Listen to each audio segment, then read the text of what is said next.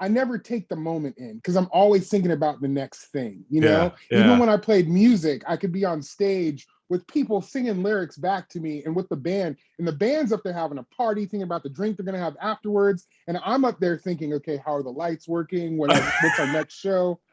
You know, I just can't stop that way and take it in, man. So, Well, you know. you need to take it in, bro, because we're about to have some fun. We're about to have some fun.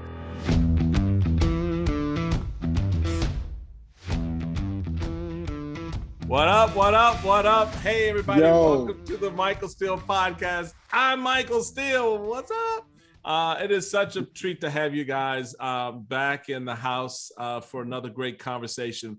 So, as you probably already heard, I'm so stoked for this, and this has been this moment has been what 3-4 months in the waiting for this to arrive, and it finally has, where I have a chance to sit down, and I'm going to break all kinds of protocol and just call this brother a friend, even though we have physically never met face to face. We've had text messages, we've had phone calls, and now we've got a little Zoom thing going on. But because of what he's written and the way he wrote it, I saw so much of myself in his story that I'm like, okay, I didn't see you in the room when this happened in my life. Where were you? In the corner? His name is Tyler Merritt. You know him. I know you know him. He's an actor, a musician, a comedian, an activist behind the Tyler Merritt Project. He was raised in Las Vegas, and and that in the book alone is just how he talks about growing up in Las Vegas. He's always brought this passion that he has for laughter, grace, love, and love for him is a little bit of a hiccup. We'll get into that. Right? Am I right or am I right? You are not wrong. Okay, here we go. Right. For over 20 years, Tyler has spoken to audiences ranging from elementary school students to nursing home seniors. His television credits include ABC's Kevin Probably Saves the World, Netflix Messiah, which that Messiah piece, that thing is the joint. People just don't sell yourself short on Netflix Messiah, people. Don't do it. Got cut after one season, but what do you do? Oh my God, they're not doing a second season? No. We'll talk about that. Oh, that sucks. All right, anyway. Okay. Netflix's Outer Banks, Disney Marvel's Falcon and the Winter Soldier, and Apple TV's upcoming series Swagger. His viral video, and this is where you know this brother from, Before You Call the Cops and Walking While Black. Those videos set the tone in many respects because they've been viewed by 60 million people. About the powerful insight into our politics right now and how race and the complexities of race kind of play into that. He's a cancer survivor who lives in Nashville, Tennessee. I don't know how brother winds up living in Nashville, but he is, so he's there. Tyler Merritt, welcome to the podcast, baby. Yo, man, let me just tell you, first and foremost, Michael Steele, man, for any of the people that are watching this that may have never listened to your podcast that are familiar with me, I just have to say from the get, man, I will never forget when I sent you the book, and I was actually on a meeting with my publisher, right, on a meeting, and I looked down at my phone and there's a text message that says, "Brother, rake the dirt," and then you called me, and I'm on a meeting, and I'm like, yo, Michael Steele's calling me. And they're like, well, pick it up. And so I picked it up, and I was like, yeah. But man, I'll tell you why I freaked out, because I've been watching you for years, man. And let me just say, on behalf of, I'm sure many people around the world, but specifically from a Black brother, to watch you take the stance that you've had in this political season. And I open up my dedication of the book by saying we are not monolithic as Black people. We are not monolithic, and our stories are so not typical. But the fact that you tell such a story and stand your ground, Yeah. And even in the previous administration, you stepping up and using your voice the way that you did, people don't understand how that stuff cost us. You know Yeah. what I mean? They don't Yeah. understand the Yeah. cost of those things. So I just want to say thank you, bro, for No, I appreciate being who that. you are. It means Thank a you. No, I lot. appreciate that very much. And, I think that's why I connect so much to the book, because you walk through a lot of that reality, that truth. Things have a cost to them, whether it's in love, whether it's in business, whether it's in just getting up in the morning and putting on your pants and your shoes. Right. There are costs that come with that you're willing to pay. And which is why I love it. So people are sitting there going, well, what book do you love so much? Because you haven't told us what the book is. Well, I'm going to tell you what the book is. The book is, and the title alone tells you everything you need to know. I Take My Coffee Black. That's the book, baby. I Take My Coffee Black. And it is an incredible story, because as you say on the cover, it's a reflection on Tupac, music, musical theater, faith, and being Black in America. And in so many ways, you step into your own narrative the way a lot of people don't.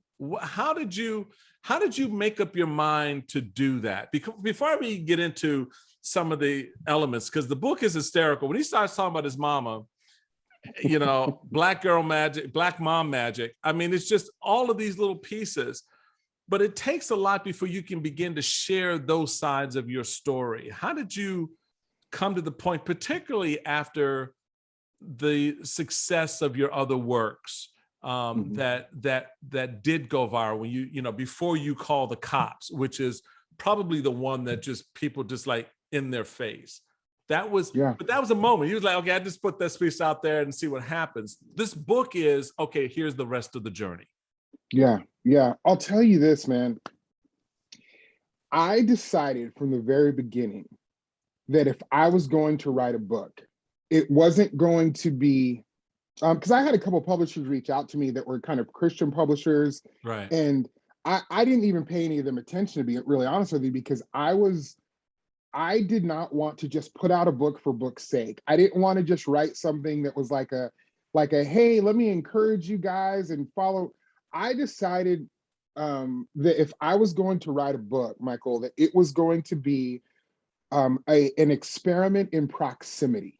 Mm-hmm. And the idea was, if I can invite you, no matter who you are in the world, to walk close with me, but not just like kind of get to know me a little bit. I'm talking really close, and let you into my failures, to let you into my shortcomings, to let you into my personal issues where I was broken and put back together again. I talk about in the book that now that I'm in my 40s, I'm much less interested in how you killed it or how you were a stone cold player at something. I am much more interested in your failures, because they tell me who you are and how you got through them. And so, man, I'll be honest with you. There were many moments when I was writing this book where I broke down in tears thinking, like, do I want to tell these? Do I even want to live through some of these things again?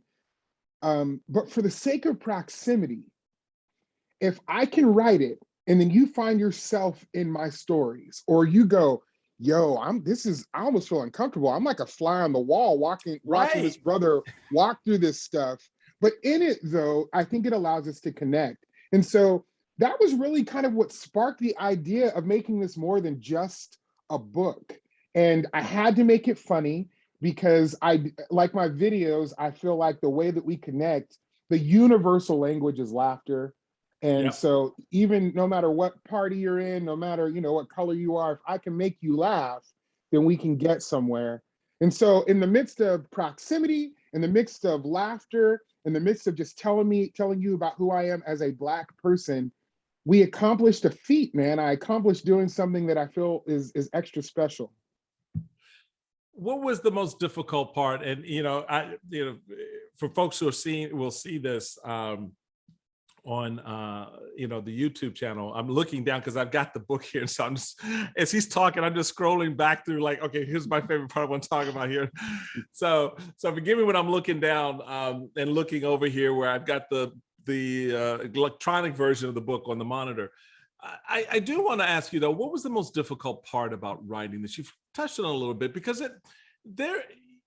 particularly when you started talking, when you would talk about your relationship with women as a Black man and how that played itself out, even skirting the gang culture as a young kid, where like a lot of young Black boys, you're like, dude, I don't want to be a part of a gang, but shit, if I don't, they gonna beat my ass up and they gonna maybe hurt my mama or whatever. Right. And so you find yourself, but then to sort of, given where you are professionally, to then come back around and sort of put that out there, because people have this image of Tyler Merritt, the author, the comedian, the guy from Netflix. But that's a very real part of that Tyler Merritt story. How difficult was it to write about that in I Take My Coffee Black? I'll tell you one of the hardest things. I had somebody text me yesterday and said, I can't remember things that happened to me 2 weeks ago, let alone going back to your childhood and you remembering things. Right. And there's some things that just stick out. I remember the first time I ever watched a kid get jumped into a gang. And I went to a school with white people, with Mormons, with my Mexican friends and all these different people. And nobody looked at this situation of this Black gang jumping in this Black man the way I did. I looked at it and went, yo, that's a pressure that they don't understand. Like, they're coming for me as well. And not like they're seeking me out, but as a Black man, you feel a pressure to find your people, to find your circle. And right. I went to a middle school that was all gang. That had the Black, it was on Donna Street, which was the main gang in Las Vegas at the time. And that was hard for me to write about because the gang still exists. Right. You know what I'm saying? Like, I still got to go home to Vegas and see my mom and dad. And, right. Somebody's going to be like, yo, you that dude that was writing about the Donna Street crib? I remember you in 6th grade, fool. You know what I mean? I don't know. But there was that piece, but there was also the probably the hardest part, and I'll be, keeping it real with you, bro, was talking about how I hurt people throughout my life and how I hurt women and how somebody just recently wrote an article that said, you find yourself in this book by the end wondering if he's the antagonist or the protagonist. Yes. Like, do you even like this dude anymore when you get to the end and realize, like, I've told you that I've hurt people and that there's a part where I talked about a guy who was in a band with me that I straight up tell you, I stopped talking to him. Still haven't talked to him. Still. And right. I say specifically in the book, if you haven't figured out, if you're looking at me and realizing, oh, this is petty, why haven't you talked to this guy? And I say in the book, I've now given you 12 chapters of telling you of how jacked up I am. And right. if you haven't figured that out yet, you haven't been paying attention. Right. So all of that, like leaving myself out there was hard. And there were moments, man, even when the book was done, Michael, that I was like, shit, I don't know if can I cuss? I don't wanna, dude, you clearly haven't listened to this podcast. I found myself going, man, I may have made a mistake letting people that close in. And that was probably the hardest part, man. Well, you talk about, the guy you haven't talked to. I love the gentleman, you referred to your relationship with he who shall not be mentioned. He who shall not be mentioned. Yeah. So if you want to get a sense of how he comes at the storylines of his life, that should give you an indication right now that he's writing about something that would happen when he was in high school, and he's referring to this guy's he who shall not be mentioned. Yeah, and I say straight up, like, I ain't gonna mention his name in this book. So, but it's important that you know who he is. Right. So, I say we'll call him Voldemort. But here's the truth, man. Here's the truth, man. Looking back now, so many of these stories that hurt me so bad as a kid, or like when I was in college, they're in the past. These people have moved on and I have moved on and all of that. But when you recall the actual story, you remember how hurt you were. And you also remember how that transfer, like how that switched your life and how that Right. those singular moments affected you. I talk about there's a whole section where I talk about your black card, where I say, hey, you might I might lose my black card right now because I'm about to go in extra hard on Gwyneth Paltrow. And Right. so, Oh, and yes. I go and talk about Gwyneth, and I basically say there's this movie she did called Sliding Doors, where if she would have went one direction, she would Yeah. have went this way, or the other direction, she would have went the other way. And there were so many sliding door moments in my life where one single incident changed the whole projection of my life, you know? And I feel like we all have those stories, but rarely do we get together and talk about it, Well, you that know? was especially true for you in your discovery of faith, and how you resisted Christian camp. Your mom was like, "Oh, that'll be a good idea." You're like, hell to the no. No. No, we're not. Mom, I'm not. No.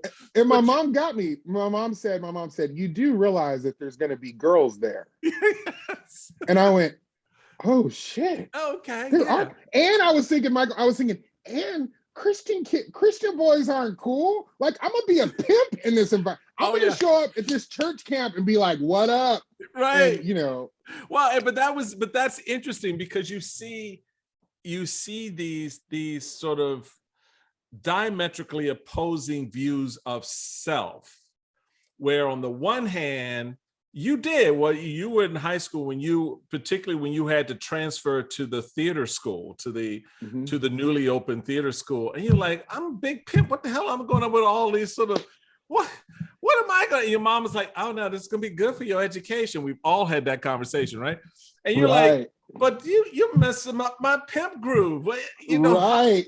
I'm like I'm working with the ladies over here, but then you have a realization about theater kids. You're like, oh, okay, I'm going to be the big dog on that block. The same opened up when you had Christian camp put in front of you, and you're like, oh, I can go game the system. But the underlying story, which is what I love about the authenticity of your telling it, was how you realized you got changed. Those moments changed you. All of a sudden, you realized, oh, this theater stuff is a part of actually who I am. I'm not the big pimp. Right. I'm actually this kid who's pretty damn good at playing a role on a stage and can sing a song. Oh, I'm not here at Christian camp trying to pick up a date every night. I actually have this little thing called faith. What was that journey like for you? How was that? Well, not the journey so much, the discovery of it. I'll tell you, especially camp, man. And I talk about it really in detail in the book, man. I remember showing up to camp the very first day, Michael, and being like, all these honeys are here, you know. Folks, this is Christian camp, okay? So this is just so you know where he's coming from. Yeah, this wasn't like theater camp. This wasn't sport. This was Christian camp. And I showed up like, honeys, let's go. And the first night we had chapel, man, and I was in there and I talk about it had this heavy triple fat goose jacket on, trying to be cool in a summer camp in Las Vegas, burning up hot, but I looked cool. And by the end of this singular service, man, like God got a hold of me. Like he got a hold of me. And I talk about the Bible. I talk about thin places in the book where there's these moments in time that you can't explain what's happening. And in that singular service, it was so powerful, Michael, that I left that night. And some people after the service we walked back to the cabin and they came to me and were like, yo, you want to walk back together? Even some girls were like, hey, Tyler. And I said to them, no, I need to walk back to my cabin by myself.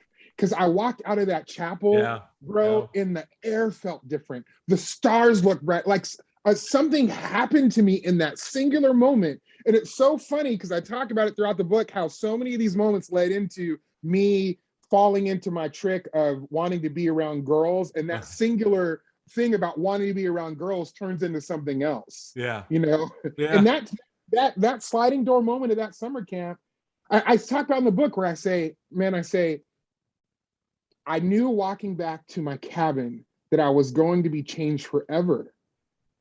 This was something I was going to be changed for the rest of my life. And when you get to the very end of the book, I say, I remember that night, and it really did change me. It didn't make me perfect by any stretch of the imagination. In fact, the very next chapter is called I'm Supposed to Do What, where it's me dealing with how to be a Jesus-y Black kid going back into this world now as a Jesus-y Black kid, you know? Well, but that was the interesting thing about the narrative, was how this young kid is conflicted in more ways than the typical growing up, right? Hanging with my boys, discovering girls and all of that.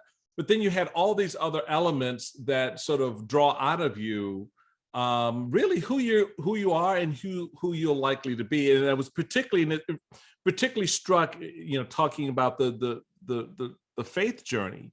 You say one thing that was a particular thorn in my Black side was the youth pastor, who we will call Pastor Scott. Every Sunday he'd see me and invite me to come to the youth group. I had no interest in that. And your mom was like, oh yeah, go on, baby, that'd be a good thing. You're like, Mom, I am too cool for youth camp, let alone all this other stuff, right? But at the end of the day, you find yourself having to confront it anyway. Right, because you have to confront yourself, because there was something inside of you that was drawn to that. When I say to folks, when I talk about, I take, my coffee black, and I talk about your story, and I say there's so many parallels. I grew up in Washington, D.C., unexposed to a lot of things that would later, as that sliding door changed my life, going through the door, where I was suddenly exposed, this kid growing up in the inner city of DC to theater, right? And then finding out, oh, snap, I like this. And Glee Club, singing, all male chorus. You mean boys sing too? I thought, okay. Oh, okay, that's cool. All of these little stories where I saw myself, even with the honeys, I had no game. When I say no game, I was this 6 foot lanky ass bush wearing out to Northeast DC kind of brother. And my bush had a part down the side. So listen, I need you to text me some pictures of old school Michael Still, please. I was messed. I was a messed up brother with all kinds of image and self-esteem issues. But where I thought I was cool was when it came to talking to the ladies. I had no game. And my game was so bad that girls, when they looked at me, it was like, yeah, he could make an okay friend. Right. You were that guy. I was that guy, right? Guys harassing them. I'm the brother over there. Leave her alone. What you gonna do about it? Nothing. But it's just so there were so many parallels that I could see, and I think people, when they read this story, you have chapters like "Forget You, Brad Pitt, and your sexy ass hair," yeah, forget you, and you realize, well, the story isn't so much about Brad Pitt, but about all the shit that goes into thinking you should be Brad Pitt, or try to be Brad Pitt. How do you find discovery in that as a young kid, but then looking back on it as an adult and go, yeah, that was messed up, but you know what? I'm even more messed up now. I remember specifically in that chapter, man, I remember being in a movie with a girl, and I joked. Well, I'll tell you what's really funny is that chapter for a good 4 weeks was called "Fuck You, Brad Pitt," is what it was called. And I decided to only drop the F word one time in each chapter, and it would have been twice in that chapter, and so I pulled it and just changed it to "Forget You, Brad Pitt." But I took a girl to the movies, and I'm sitting here all obsessed with this girl, realizing I had made the biggest mistake taking her to a Brad Pitt movie, because you can't compete against movie-sized Brad Pitt. Oh. And I'm in the movie, I'm in the movie looking at her while we're watching Legends of the Fall, like, yeah, look at what I've done. and she turns at me at one point and goes, he is so gorgeous. I'm like, what the hell? Of all the, what, really? Like, and so I joke about there. F you, Brad Pitt. Don't ever take your lady to a Brad Pitt movie. But no, it's like taking them to go hang out with Denzel Washington. No, don't. But and these were things that I learned. But to answer your question, man, I think we, especially at a certain age, and some of us carry this on into our adulthood, we try so hard to find our worth in other people. Yeah. We try so hard to fill all of our insecurities based on what someone else says about who we are and what it is that we do. And I had been hurt so bad by women, even at that point, the FU Brad Pitt section, that I spent the next 20 years of my life trying to protect my heart and hurting women back and being evil sometimes, man. Until I will say this, you get to a point somewhere in your life, man, we're going to be slapped across the face with reality, and you get put into a place that makes you a better person. And it took me a long time to get there, man, but I'm slowly on that path now. But I spent so many years just trying to protect my heart with no respect for women, with no respect for other men. All in the midst of being a Black dude walking through this shit. I know. You know what I'm saying? I know. Like, you talked about Glee Club and musical theater and all of that, man. Something I don't think people get, and I'm going to just jump into this part because I think you and I, we get this. Somebody said to me, is this book for Black people or just specifically for, white people to understand? I said, no, I get more of a reaction from my Black friends from this book than I do anybody, because rarely do we get to read material that is screaming to people that we are not just one thing. Thank you. Yeah. You know what I'm saying? Yeah.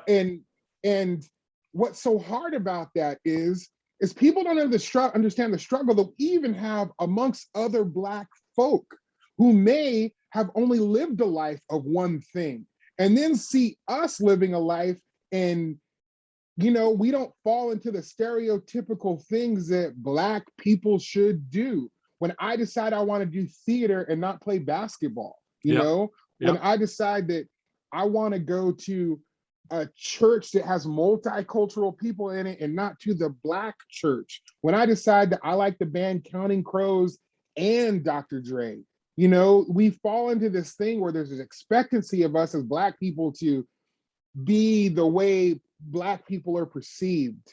And people don't understand the thing that we kind of fight against of sometimes feeling like, who do we have to prove that we're Black enough to?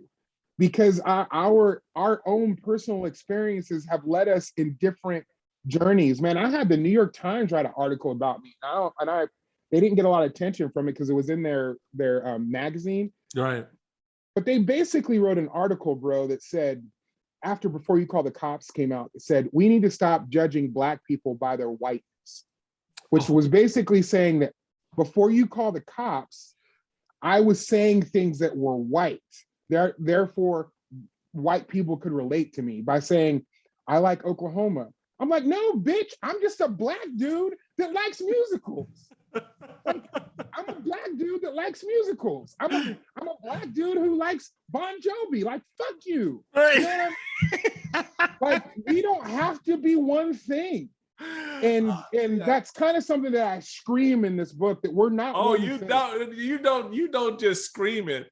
You take it, and on each page, America, on each page, this brother nails it to your forehead for you to understand that Black people, and I'll just put it out there, not go to anybody else, but of all the people, the most multidimensional Black folks, because we had to be, right?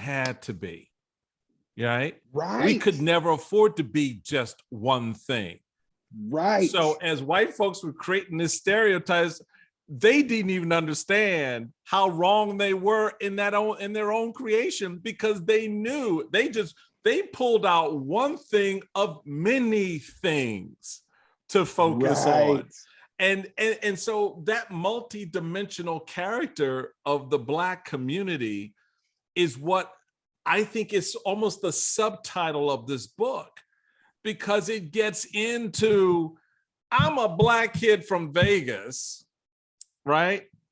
Who everyone thinks should be in the thug gang life because of the neighborhood I grew up in, the high school or the grade school, elementary school I go to. But dude, I like Bon Jovi. I like theater. I like music. I like this. I like that. I'm this type of person. I have Black friends. I have Hispanic friends. And it's that multi-dimensional nature that I think is so endearing in this book. I'm sure you never thought a Black man would refer to anything you wrote as endearing. But again, we're multi-dimensional. Right. And we can say words like endearing and people not sit there and go, well, that was an awfully white thing to say. But that's how it is. And here's the stick. We run into that, Tyler, in our own community. You touch on, the fact, I got a white girlfriend. I don't know what the sister's going to think about that. Why? Because we have to be sensitive to that. We also know that even within our own community, we sometimes fall into those traps that are set by others in their description, their narrative of Black men, Black women, the Black community as a whole. And you try to tear down some of those stereotypes. You try to break through some of those narratives to expose that at the end of the day, no matter what I do, no matter how I do it, where I do it, who I do it with, I'm still a Black man. Right. I still walk out the door as a Black man. Something that I purposely did in this book, and I don't think I've ever been able to explain it the way I'm going to explain it to you right now is publicly, is I open the book with the chapter, If She Only Knew Me, where I talk about walking through and this white woman sees me. Yes. But what I do is I drop some hints as to who I am, right? Where can I set you up on that? Because I was actually, this is why I'm saying you and I are kismet, brother, because I was just about to read that portion of the book. I've got it right here on my screen. Yeah, go ahead. So to help you set up your point. So in the opening, If She Only Knew, quote, and there on the other side of the street, parked at the curb right in front of the crosswalk, was an older white woman in a blue and white older model Ford truck. She had her driver's side window down, which meant that I would be passing by her open window. And at some point, I would be less than a few feet away from her. And I knew in that instant, because, well, life. When you live in the South and you're 6'2" and Black with dreadlocks, you know how some people perceive you. I have had a lifetime of white women reacting to me in fear, not because of my size or because of my clothing, but because of my Blackness. But let me be clear. I have also had a lot of white women react to me because of the complete and utter magnitude of my sexiness. Okay, so we'll leave that last part for a later discussion. But that in essence is how you set up If She Only Knew. And you go on and you say, I decided at the moment, like I do in most moments, that I was going to do everything I possibly could to keep an old white lady from freaking out. That is the story of Black America. How do we keep white folks from freaking out when we walk into the boardroom on Wall Street, when we walk into the Walmart and want to go, have our kids go in the aisle where the guns are and play with them like every other white kid who's in the Walmart. How we keep white folks from freaking out, when we walk down the street and our arms are loaded with our own packages, and yet they still see us as a threat. Right. And I talk about it in that chapter, man. Let me just say this, man. Love you so much, Michael. Still, like, I just feel like we're so kindred, man. It makes my like heart smile, like for real. But there's in that chapter, I go into the depth of why do I have to make myself less, and Right. I give hints and I drop hints in that first chapter where I say, I'm on this walk and I have my Alabama hoodie on. I put my headphones on and I'm listening to music. And I give all these hints in this first chapter about who I am. And I don't give it to you specifically, but I hint that I'm listening to this Broadway musical. And I say all of these things in this very first chapter Right. that are just really weird, right? Like you're kind of going, whoa, this guy's giving me a lot of information about who he is. And then I have this experience with this white woman. And then I end the chapter by saying, lady, if you only knew me, if you knew that, because I took down my scarf, my head wrap so she could see my head. I took off my glasses so she could see my Yes. eyes. I took off my headphones so she could hear me. Took down my hoodie. And then I walked by with a smile, looking like a black Mr. Rogers, just saying to her, like, please, please, please don't be afraid. She still was. And I do all of these things. And at the end of that chapter, I say, if you knew me, like if you actually knew me, if you knew that I just pulled off my headphones and stopped listening to Bring It On, a musical about cheerleaders, like if you knew that that's what was happening in my headphones, Yep.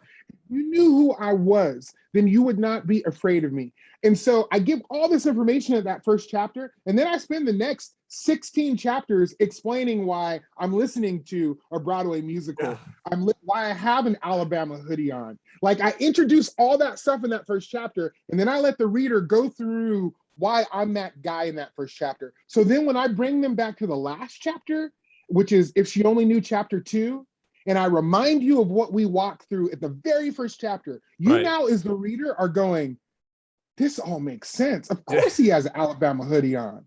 Of course he's listening to Bring It On, the All musical. right. Of course Right. he's doing all these things. And now you know why.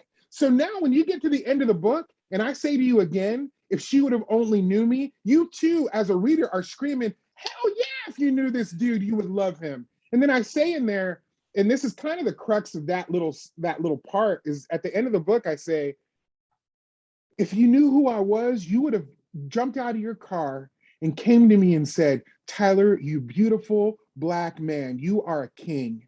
And I would have said, you know what? The reason why I made myself less is because that's some king shit. That's what kings do. That's what kings do. Damn. Okay, we're gonna take a break on that one. We're gonna let that one marinate with folks for a little bit. So when we come back, we're gonna get into love and women and why Tyler just seems to have a problem with putting those two things together. But he makes it work. He makes it work. We're having a wonderful conversation with my buddy, Tyler Merritt, the author of the new book, I Take My Coffee Black. When we come back, we'll have more fun.